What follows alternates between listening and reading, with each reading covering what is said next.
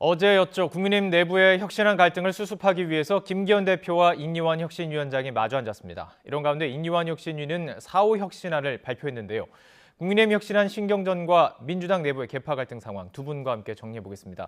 신성범 전 국민의힘 의원, 서은숙 더불어민주당 최고위원 두 분과 함께합니다. 안녕하십니까? 네, 안녕하세요. 안녕하세요. 네, 자, 반갑습니다. 어제 이야기지만 오늘도 계속 영향을 끼치고 있는 이야기부터 해보겠습니다. 국민의힘 김기현 대표, 인이완 혁신위원장 어제 마주 앉았는데 이후에 나온 이야기들을 보면은 핵심이 있었을까? 어떤 이야기들이 나눴는지 궁금하지만 이렇게 특별히 이렇게 들어온 내용은 없었던 것 같아요. 어떻게 들으셨습니까? 갈등이 수습 국면에 들어갔다고 봐야죠. 왜냐하면 그 전에 한번 보십시오. 어떤 일이 벌어졌나요? 그러니까 예.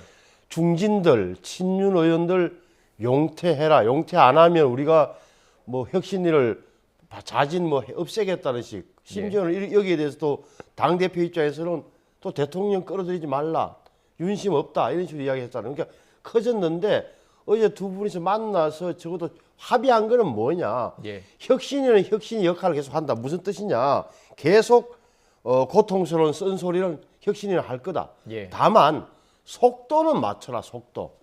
그러니까 속도. 혁신위가 마음대로 그냥 발산만 하는 게 아니라 발성만 하는 게 아니라 일이 되기 위해서는 결국은 결정은 당 기구가 있으니까 네. 속도를 맞춰야 된다. 여기에 제가 보기에는 암묵적 내지는 명시적으로 합의를 했다. 그러면 봉합 국면에 들어간 거죠. 그렇다면 박정환 수석 대변인의 내용을 조금 듣고 계속 이야기를 가면 좋을 것 같은데요. 녹취를 함께 들어보죠. 혁신위원장 인이완 혁신위원장과 김기현 당대표 회동 이후에 나온 이야기입니다. 들어보시죠. 회동은 다시 한번 혁신위원회 출범 당시와 그간의 활동 내용에 대해서 그 취지와 활동 상황에 대해서 신뢰를 확인하는 자리였습니다. 네, 이 상황에 대해서 신뢰를 확인하는 자리였다는 것은 지금 밝혔지만 이 자리에서 이제 궁금했던 질문들이 이제 기자들이 질문하게 되는데 불출마, 험지 출마 관련 이야기 나오냐 그런 얘기 없었다. 그리고 이제 윤 대통령으로부터 신호 관련 언급 특별한 말씀 없었다. 그러니까 지금 기자들이 이렇게 뽑을 만한 내용들이 딱 있지는 않았던 걸로 그렇죠. 보이거든요. 어떻게 들으셨어요? 저는 이게 참 예. 모양새가 어제 두 대변인의 얘기를 들어보니까 네. 인유한 혁신위원장을 임명한 사람은 김기현 대표 아닌가요? 그런데 이 두 분이 만나서 서로 간에 신뢰를 회복해야 될 정도의 얘기를 예. 나눠야 한다는 것은 예. 어제 보면서 그런 생각이 들었어요. 정말 인유한 위원장을 김기현 대표가 임명하고 싶어서 임명한 게 맞나라는 생각이 좀 들었습니다. 이게 오히려 용산의 뜻이 반영되어서 임명한 게 아닌가라는 생각이 들 정도로 이미 정권을 주겠다라고 했고 본인이 임명했는데 신뢰를 확인하고 뭔가를 수습해야 될 그 국면에 들어갔다는 것은 이 민주당 입장에서는 인유한 혁신위를 좀 보여주기. 자리 자체가 좀 어색했다. 네, 그렇게 보여줄 수밖에 없다고 생각됩니다. 예. 자, 그렇다면 여전히 갈등의 불씨가 남아 있느냐? 이것도 궁금한데요. 지금 수습 국면이라고 말씀하셨는데 앞으로 만약에 이제 4호 혁신안 대통령실도 예외 없이 상향식 공천 모두 다 전략 공천 없다 이렇게 얘기한 상황입니다. 이런 것 가지고도 충돌이 있을 수 있지 않을까요? 어떻게 보세요? 아니 이게 이 부분은 이게 어떻게 보면 혁신위라는 게 혁신적인 안을 당에 제안하고 그것을 언론을 통해서 공포됨으로써 정치적 압력, 여론의 압력을 통해서 당을 움직이는 이런 걸 수밖에 없어요. 왜냐하면은 공천 기구가 어차피 구성돼야 여기서 땅땅땅 결정을 해야 실제 규정이 된단 말이에요. 혁신안 제안일 뿐이니까. 그러니까 사실 그렇잖아요. 그러니까 정치적 압력이 엄청난 거죠.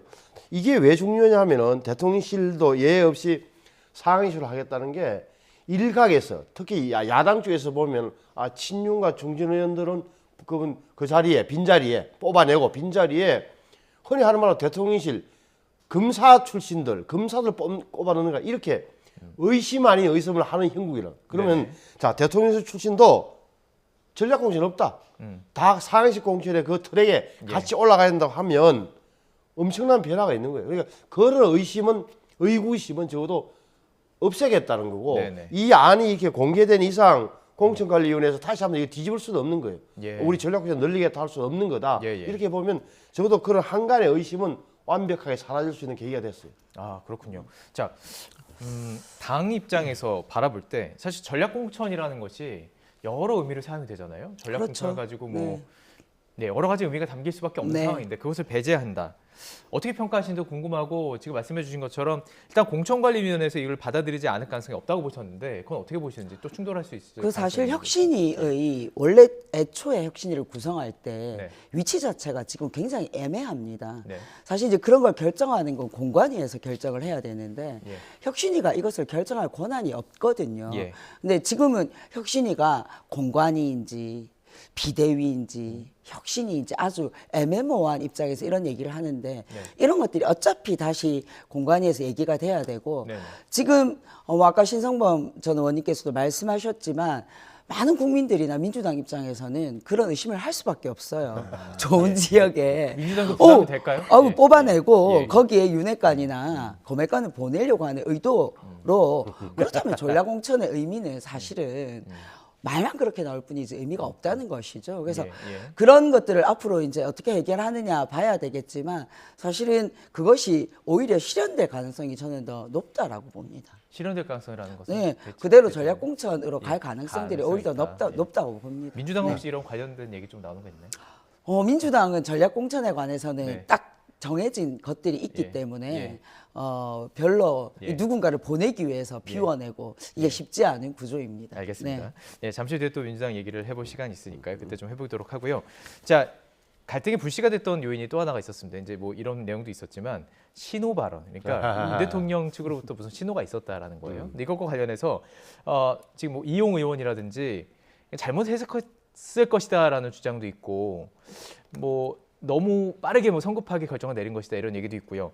개인적으로 어떻게 좀 이 신호에 대해서 해석하시는지 궁금하거든요. 그러니까 예. 윤석열 대통령의 면담을 인요한 씨 하는 말이 내 면담을 네. 요청했다라고 하니까 면담을 오해받을 소지가 있다. 다만 소신껏 끝까지 거침없이 지금 하시는 대로 해라 네. 라는 건 아니고 그런 신호가 왔다. 신호. 예. 이걸 어떻게 해석해야 될까요? 저는 대통령이 이런 신호를 줬을 가능성이 있어요. 뭐 둘 사이의 일이긴 하지만 가운데 네. 한 사람이 끼어 있겠죠. 김한길 그런데 김한길 씨든 위원장, 누구든 근데 예. 다만 예. 이게 이야기를 공개적으로 한 것은 인요한 위원장의 큰 실수예요. 첫째, 이렇게 되면 인요한 혁신위가 독자성을 가지고 뭔가 하는 것 같더니만 결국은 대통령을 뒤에 등에 업고 있네라는 네. 불신이 생길 테고 예. 당내에서도 당장 김기현 대표가 반박을 해버렸잖아요. 예. 대통령 당내에 끌어들이지 말라. 대통령 당무 개입시키면 큰일 납니다라는 이런 논지란 말이에요. 예. 그러니까 인요한 위원장이 실수한 거예요.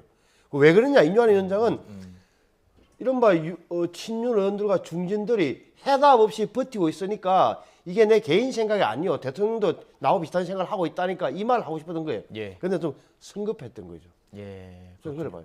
신호는 있었을 것이다. 저는 그래 하지만 보죠. 성급했을 것이다. 그러니까 이렇게 보시는 그러면 건데. 윤 대통령이 어떤 생각을 하고 있을 거냐?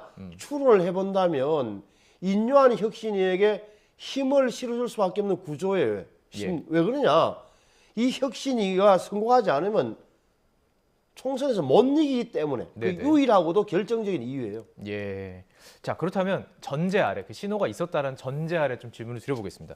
신호가 진짜 있었다면 지금 중진 의원들이 상당히 반발하는 상황 아니겠습니까? 그런 상황에서 혁신위가 일단 그 최고 의결 중에서 받은 건 딱 하나예요. 그러니까 혁신위는 제안인 것이고 실제 의사기구는 최고이기 때문에 그 중에서 이제 뭐 첫 번째 안건 징계 당원 서면 이거 하나만 지금 받은 상황이기 때문에 앞으로 중진 의원들이 계속 반발하면 혁신위에서 뭐 정했던 어떤 제안들이 다 무산될 수 있는 그렇죠. 가능성 어떻게 보십니까? 저는 이게 사실이든 아니든 예. 대통령의 심각한 당무 개입 논란이 있을 수밖에 없는 거라고 예. 생각을 합니다. 예. 중진들이 반발을 일으키는 건 대통령의 뜻을 그렇게 해석하고 있기 때문에 반발이 일어나는 거 아니겠어요? 예. 인요한 위원장이 말씀하신 것처럼 본인이 굉장히 자기주도적으로 혁신을 할 것처럼 네. 하다가 예. 지금 이렇게 보이는 모습은 국민의힘이 대통령실에 용산 출장소로 밖에 보이지 않는 그런 언행이라고 저는 봐집니다. 예. 그래서 오히려 대통령이 정말로 여기를 비우고 예. 본인이 원하는 사람을 보내려고 하는 그런 전체적인 구도를 오히려 더 정당화시켜주는 그런 예. 게 아닌가라는 생각이 들고요. 예. 이것은 앞으로 오히려 이런 발언들이 국민의힘 내부에서는 굉장한 공천 과정에 예. 논란을 일으킬 수밖에 없는 거라고 생각을 합니다. 자, 지금 상황을 정리를 해보면 결국에는 공천을 누가 받느냐를 보면 알 수 있을 것 같아요. 그렇죠. 특히 이제 아무래도 좀 국민의힘에서 조금 힘을 가지고 있는 그 지역구에서 과연 누가 공천이 되는가를 보면 알 수 있을 텐데, 자, 이런 가운데 김무성 전 새누리당 대표가 혁신위와의 비공개 간담회가 있었습니다. 이 자리에서 또 여러 가지 이야기들을 했는데 결국엔 혁신위에 힘을 실어주는 내용이긴 하죠. 좀 이 내용도 들어보고 계속 좀 해석을 해보겠습니다. 들어보시죠. 대통령이란 권력자 주변에 그 권력을 독점하고 향유하는 사람들이 몸을 던져서 당을 위해서 희생해야 됩니다. 네, 이 자리에서 나왔던 이야기들을 들어보면 뭐 지지율이 좀 낮은 문제들도 지적을 하면서 결국에는 국민들과 싸워서는 안 된다. 좀 이렇게 좀 내려놓는 모습들을 보여야 된다는 얘기도 있었고 지금 얘기를 한 거 보면요. 대통령 권력자 주변에서 권력을 독점하고 향유하는 사람들. 전에는 이제 우리가 이것을 윤핵관이라고 불렀던 것 같습니다. 그런데 당을 위해서 희생해야 된다. 이 말을 어떻게 해석해야 될까요? 그러니까 결국에는 내려놔라 이건가요? 그렇죠. 예. 그러니까 지금 인유한 혁신위에서 김무성 전 대표를 부른 이유. 네. 김무성 전 대표는 지난 대통령 선거 때 박근혜 대통령 당선 때인가요? 불출마 선언하고 야전 침대 갖다 놓고 하면서 나름 총괄 본부장으로 활동을 하고 표표히 떠나간 그 인상 때문에 대권 후보 반열에도 올랐다가 지금은 상당히 뭐 이렇게 저런 이유로 예. 뒷방에 계시는 분인데 예. 정치를 많이 아는 거죠. 공천 파동에 또 당사자 한가운데 서 있던 옥새 분이잖아요. 파동. 그러니까 하는 말은 뭐냐? 인유한의 혁신에 힘을 잔뜩 실어주는 거예요. 지가 권력을 항유하느냐 네. 항유했던 예. 정확하게 말하면 항유했던 사람들은 몸을 던져서 당을 위해서 희생하라.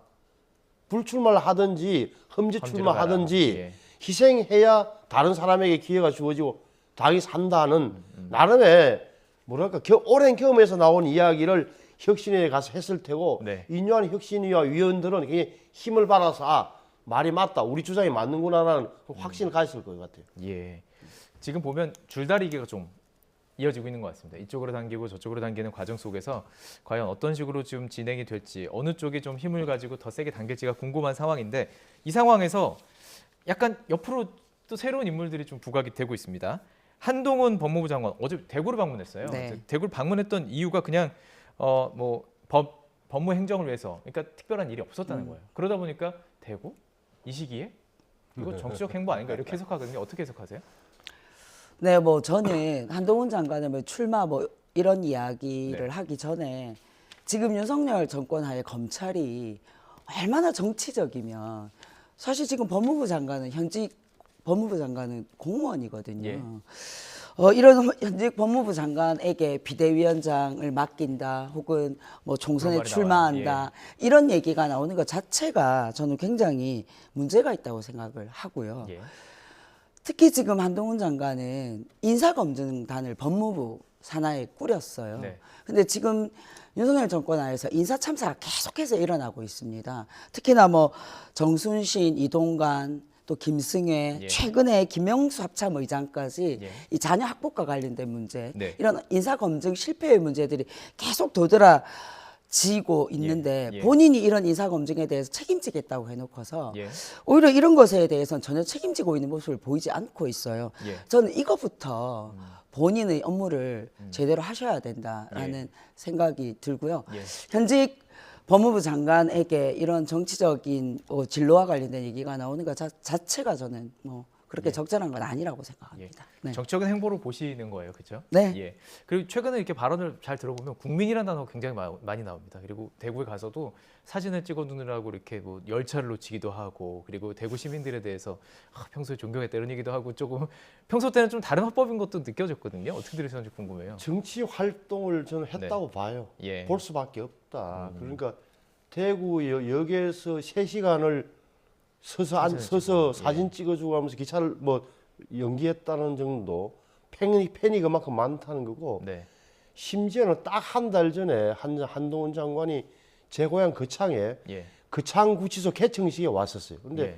그 농촌에서도 100명, 200명이 줄을 서서 한동훈 장관 사진을 찍었대요. 예. 뒷이야기를 들어보니까 그 거창 합천에도 팬클럽이 있더라고요. 나름 뭐가 있는 거예요. 네. 정치 활동을 이미 하고 있는 거다. 그러면 저 한동훈 장관에 대한 보수계층의 지지는 뭐냐? 보수계층의 지지는 좀 논리 정연하다, 지적이다, 세련됐다. 나름 뭐랄까 기존의 보수와는 좀 다른 이미지를 갖고 있다는 젊은 예. 아주 똑똑해 보이는, 영특해 보이는 이런 스마트해 이미지란 보이는, 말이에요. 스마트한 이미지죠. 예. 그러면 강점이 있는 거죠. 그런데 다만 이제 말씀하신 대로 일부에서 무슨 비대위원장 그런 건 불가능해요. 첫째는 예. 아니 대통령 왜 비대위가 만들어집니까? 당을 바꾸기 위해서인데 네네. 한동훈 비대위원장이 되는 순간 당을 한 번 더 윤석열 대통령의 직할 부대가 와서 통치하는 것처럼 그렇기 때문에 그거는 말이 안 되는 소리고 네. 다만 수도권의 어떤 전략적 요충지 이런 데 출마해서 예. 전반적 분위기를 우리 지지서로 돌아서는 이런 역할을 할 수 있을까 할 수 있지 않을까 싶습니다. 예.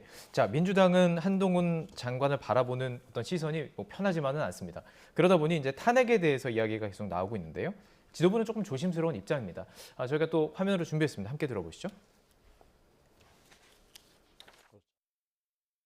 근데 본인은 되게 탄핵을 당하고 싶어하는 것 같아요. 넌 이상한 장관입니다. 저 툭하면 기자들 앞에서 왜 나 탄핵 안 시키냐는 식으로 얘기하는데 저는 관심이 없거든요. 한동훈 탄핵에 대한 이야기들도 당내에서 많이 이야기가 나오는데 네. 사실 그 부분에 대한 정무적 판단을 안 할 수는 없거든요. 사실 민주당 측에서 만약에 탄핵을 추진해서 탄핵이 이제 통과가 되면 사실은 이게 시기상으로 볼 때 선거 앞두고 못 나오게 하는 어떤 그런 일종의 방법 될 수 있습니다. 물론 탄핵이 그런 목적은 아니지만 그렇죠. 그럼에도 네. 불구하고 민주당에서는 지금 계속 지도부 자체는 좀 거리를 두고 있는 것 같아요. 어떤 네. 이유인지도 궁금하고요. 네, 앞에 화면에서도 보셨지만 네. 민주당 내에서도 검사 탄핵과 관련해서는 비리 검사 네. 혹은 직무유기를 한 이런 부분들에 대한 탄핵을 거론하는 것이지 어떤 다른 목적을 가지고 정치적 목적이 있거나 아니다. 정치적 네. 목적이나 어떤 개인적인 감정적인 목적은 전혀 없습니다. 그렇기 예. 때문에 여러 이야기는 나오고 있지만 네. 비위 검사에 대한 탄핵은 차례차례 순서대로 진행할 것이기 때문에요. 예. 지도부 내에서 이것과 관련해서 심도 있게 논의하지는 아직 않고 있습니다. 아직 논의 자체도 네, 이루어지지 네, 않은 네. 것으로. 네. 하지만 개개인 의원들은 계속 이야기를 하고 있거든요. 개인 예. 의견들은 이제 당내에서도 비위 검사에 대한 네. 여러 실명들이 거론되고 있는데 네. 그거는 이제 개인적으로 의원들이 생각하는 바들을 얘기하는 것이고요.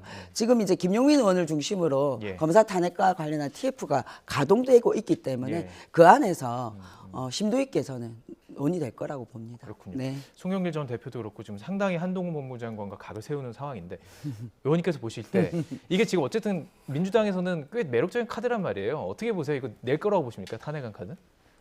당 내에서 벌써 지도부는 최고위원 계시지만 네. 지도부에서는 마땅찮아하는 거죠. 왜 그러냐? 그럴 만한 근거가 있는 게 예.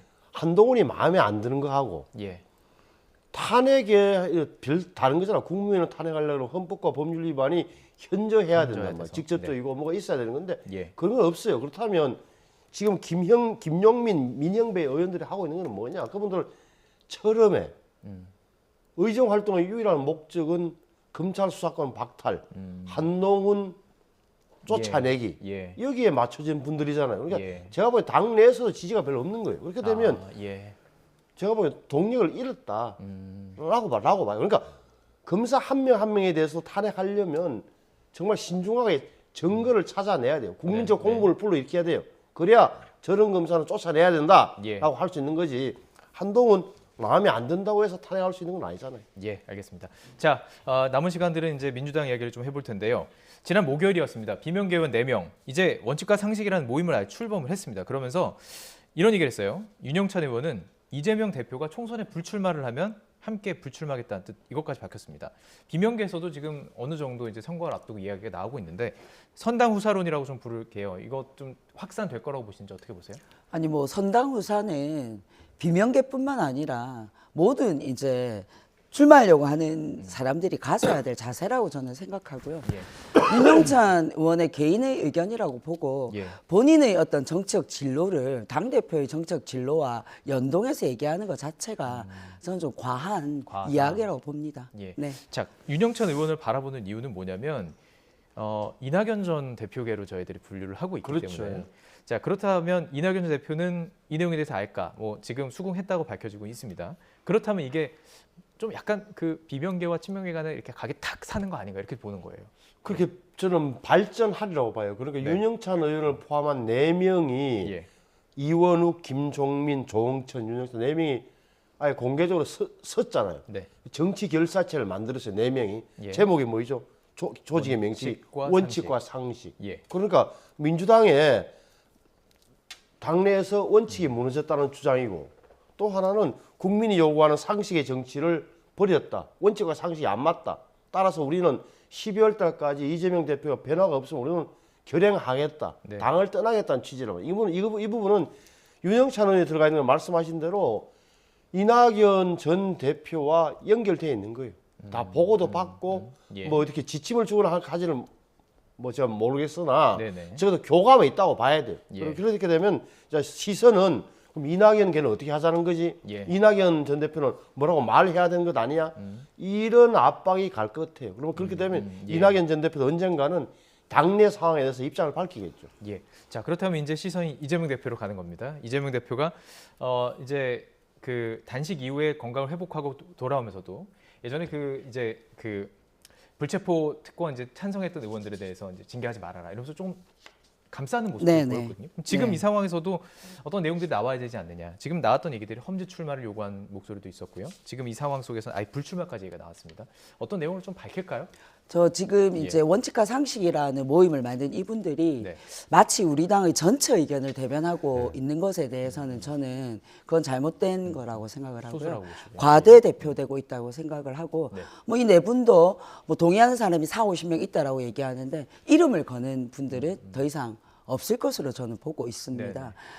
특히나 이재명 대표는 총선을 앞두고 총선을 전체 진두지휘하고 책임까지 져야 되는 분. 네. 이시잖아요. 그래서 본인의 거취와 관련해서는 당내에서 전략적인 판단이 저는 있을 거라고 생각합니다. 그리고 대표의 험지 출마나 뭐 예. 불출마나 이런 것들 또한 전략적으로 판단해야 될 문제라고 보고요.